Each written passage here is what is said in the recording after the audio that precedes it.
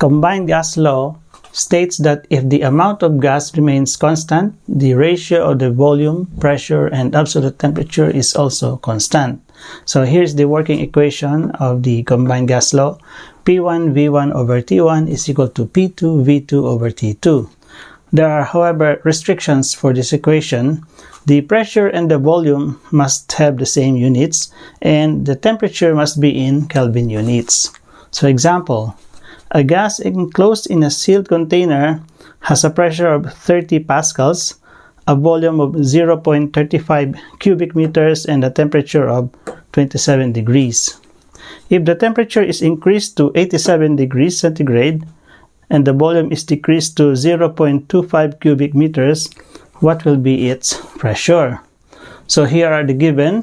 P1 is 30 pascals, V1 is 0.35 cubic meters, and T1 is 27 degrees centigrade plus 273 to make it 300 degrees Kelvin.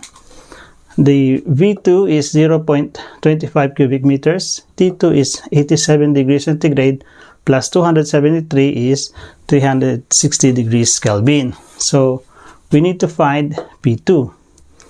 So applying this given into this formula, we have 30 pascals times 0.35 cubic meters divided by 300 degrees Kelvin is equal to P2, which we don't know yet, times 0.25 cubic meters divided by 360 degrees Kelvin. So to remove this 360 degrees Kelvin, because we need to find P2, to remove this we need to multiply both sides by 360 degrees Kelvin. So in here we multiply it by 360 degrees, in here we will multiply by 360 degrees. This will cancel out. So what we have left is this 0.25 cubic meters. To remove that, we have to divide both sides by 0.25 cubic meters. 0.25 cubic meters. And then cubic meters and cubic meters will cancel out.